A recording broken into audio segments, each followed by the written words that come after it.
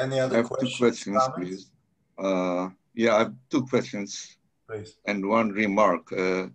Asaf, you talked about the First World War, and we'll meet it again later when Karen will talk about the Jewish legends in the First World War. So things come together. Uh, I've got a question to Yaron and to Sasha.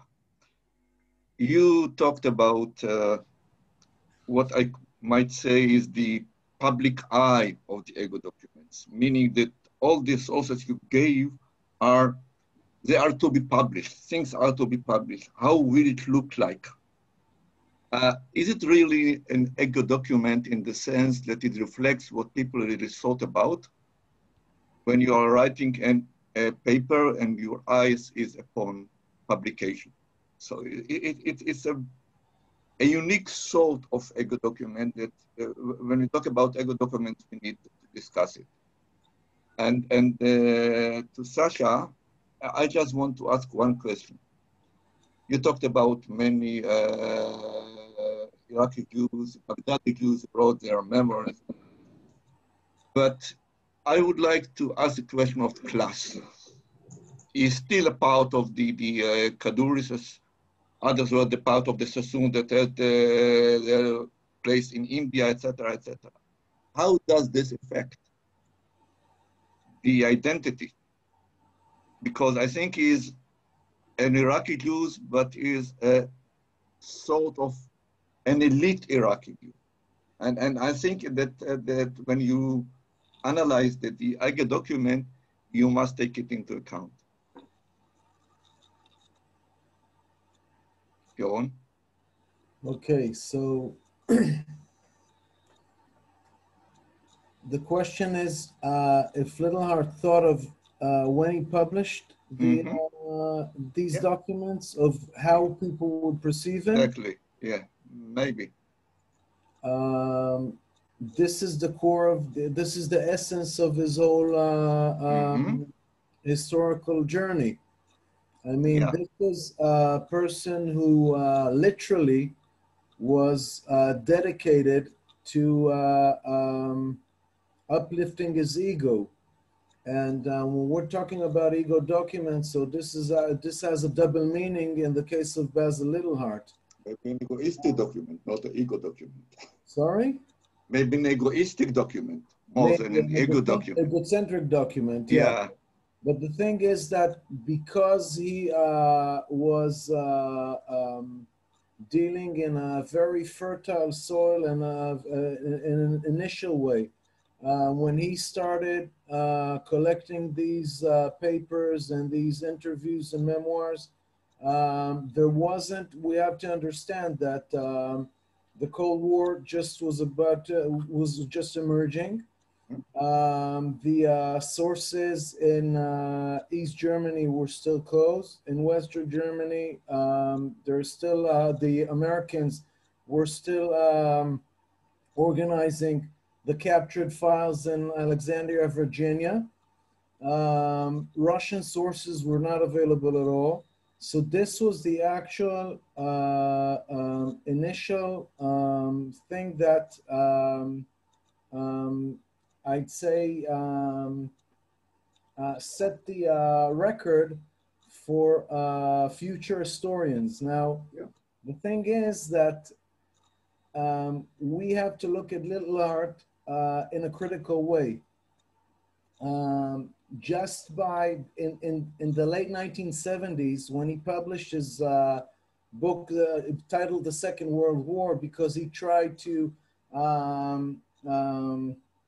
clean his name again or clear his act. Military historians or military people in the military thought arena simply called him a liar. They didn't want to read it. It was totally unacceptable to read the second book of Little Heart. However, Little Heart was was part of a legacy in military thought that comes way back to the I'd say the even the American Civil War. when generals from the Union and from the Confederacy, before the war starts, all go to West Point.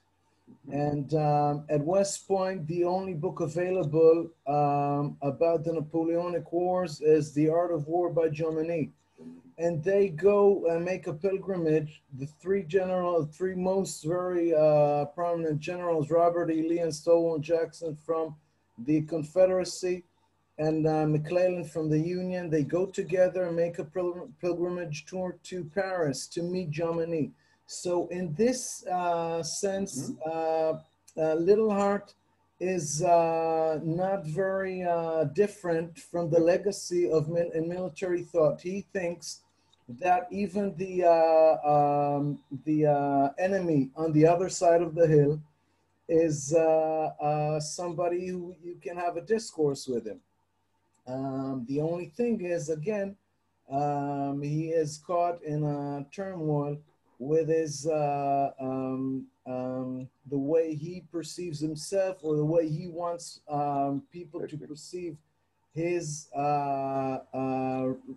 food for thought, or his military thinking for future generations. And there he is getting involved in falsifications that in a way I think we should look at them as if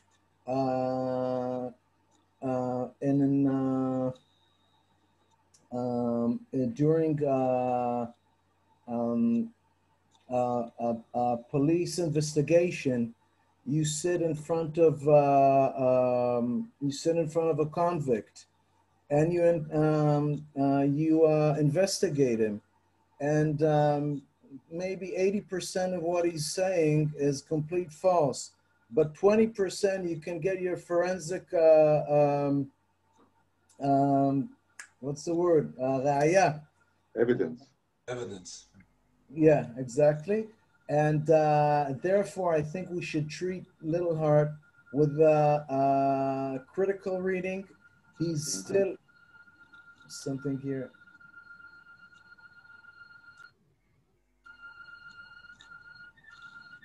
Don't know if it's mine. Okay, we'll return to you later and see what. Okay. Okay. So, And Sasha. I remember the question. Okay. Right. So now Nahum is definitely part of the elite. But just because he's part of the elite, I think that many of his reflections would also be indicative of the middle class in general. And you have to remember that by this time period, about 65% of Jews in Baghdad could be considered part of the middle class. So people with white collar jobs in banks, in the civil service, in hospitals, in schools. And when he makes reflections about his family's future, surely he has some additional opportunity, but not as much as you would think. And when he thinks about his children in this discussion, should he be an engineer or should he go into trade?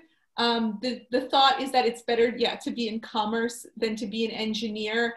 And he writes to his erudite, which I think in this case just means rich cousins in the East, to ask their opinion on what he should do. And interestingly, I don't know this, of course, but because he doesn't appear as much in the Jewish newspapers or in the Iraqi general newspapers, I think he also shies away. He's more kind of the secretary, the guy taking notes. And so he's kind of part of the elite, but on the cusp. I mean, his house, which I'm sure was very nice, it's attached to the Alliance school. He's very much dependent on his cousins for his job and his position. And so for all of these reasons, his life is comfortable. But again, he still loses a son who gets ill in his final years of high school, or maybe his first year of university, and dies. And he's not able to get the appropriate medical care for him in Baghdad. And I think these types of sentiments are relatively universal.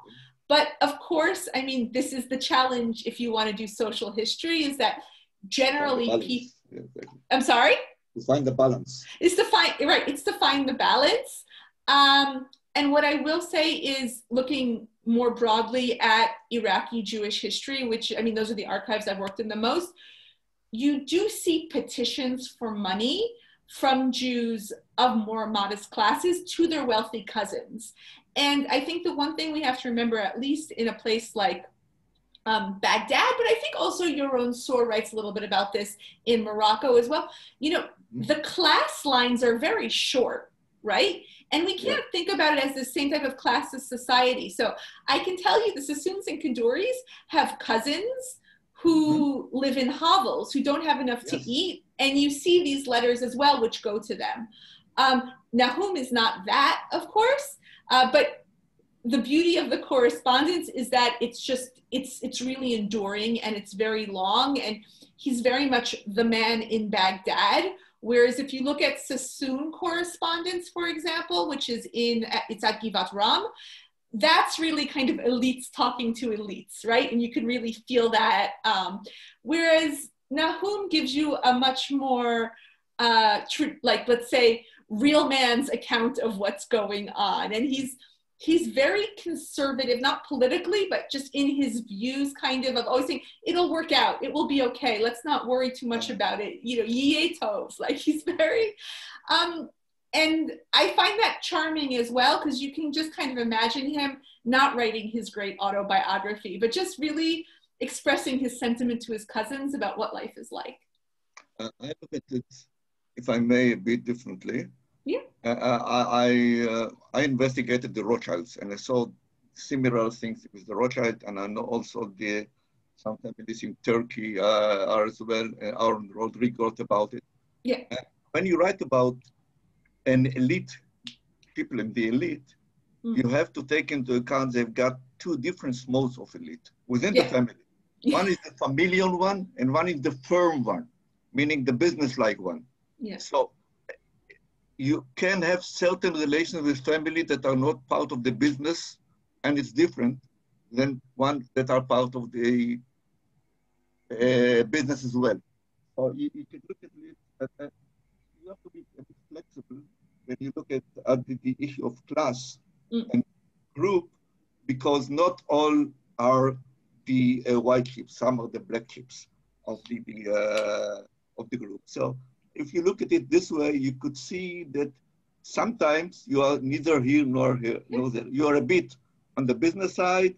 You don't want to be a public figure. So a guy like Nahum, I saw some similarities in the Anglo-Jewish gentry as well. So it's not very unique.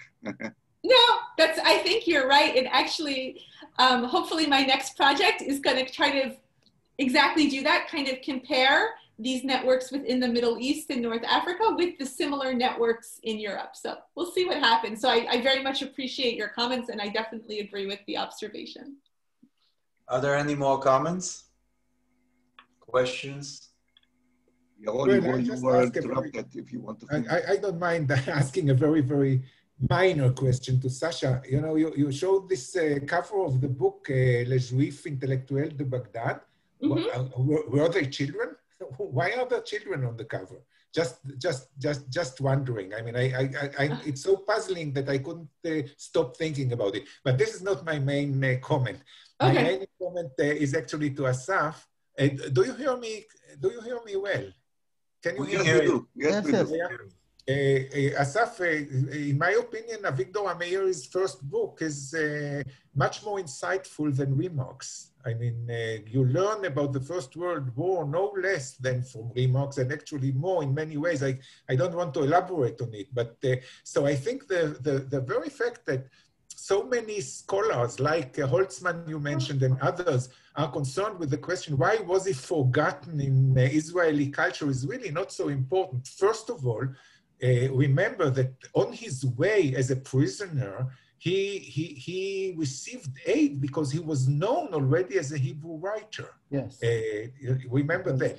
And secondly, I think that it's worthwhile if you intend to work further on the project. I think his second book is simply unbelievable in terms of the insights we gain about Judaism. I don't know if you are familiar with Shlomo Zan's book about the fact that there is no Jewish nation. Avigdor Meiri really shows us that there was one. I will comment that shortly. I agree with everything you said, of course. I think the second book, Hell on Earth, is not really comparable to Remark or other books of that kind because it's first it came later and it's more about captivity.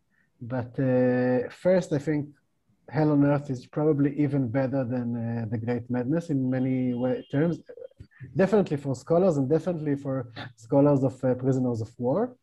And second, yes, definitely. I think Robert Graves' book is Goodbye to All That is the only book of only memoir of the First World War, fictional memoir that I can think of that is better than Meiri's, at least my opinion. I just have a quick question for Sasha, if I may. Perhaps I missed it, but as far as Nahum is concerned, you say he was born in the beginning of the 20th century. Do you know when he died? Was it in the 1950s, 1960s? I think he dies in the 60s. I think he dies in the 60s. I tried to figure out his age kind of when he was at the Alliance School and when he graduated, but the documents stopped at a certain point because of, well, I can't even think of the term right now, because of privacy issues. So because I think you need to have 50 years before you can publish someone's documents. So when they open up the documents in Hong Kong, hopefully I can find out what happens to Nahum because I'm super curious. In Hong Kong, do they have a 50-year period to open archives or 30 years? I think it's 50 actually, but I'm not sure. Also, it's a private archive, and so the Kadoorie family different rules for private archives. Yeah, and it relates not to Nahum, I think, but also to his cousins who died much later. So that it might be 30, I'm not sure, but I know that it does cut off in the 60s, but Nahum is still alive. And to be honest, because I really focused on his time in Baghdad, I didn't read as far as I would have liked to, but hopefully one day I'll get to go back and finish the series of papers. The question about the kids, so that's Aline Schlafler's book on Baghdad, and why the kids are on the cover is because the book is about how Iraqi Jewish intellectuals wrote themselves into the Iraqi national narrative, and part of that was through the scouting movement. So I think it's a picture of Iraqi Jewish children as scouts, but it's not my book. So I could email Aline. I was trying to find it on my bookshelf to see if it's somewhere here to see if I could find what it's about, but that's why. And of course, scouting is really important for Iraqi Jewish youth in this period. I was so puzzled that I looked it up because I thought maybe I saw something else, but yeah. No, they're kids. They're kids. So you were right. You saw correctly. Okay. I've got a small question to Shai. You talked about, you gave, at the end of your talk, you gave the contract between three people. If you look into the names of the three people that signed with the Thessalonican Jews, it's David Cohen, Abba Hushi, and Yosef Milson. Now, all three of them were part of what was called later Plugot HaPoel. And I think that if you talk a bit to Chaim Kaufman, maybe you find additional connection between those. I don't know if the Thessalonican Jews went into Plugot HaPoel, but it could be because the same people, and indeed, that's the question. And just talk to Chaim Kaufman and probably have the answer for you. Okay, thanks. I wrote it. I wrote your remarks. Okay, we've got some minutes off because our web session is beginning in 9 minutes time, so could have a cup of coffee. Everybody wants to stay and talk with yourself. It's fine, but the recording is off now. So. Yeah. Okay, just to tell you all for your impressive and revealing presentations. I really enjoyed them. Learned a few things. Thank you. Thank you very much. Thank you. It was a pleasure. Thank you. Thank you all.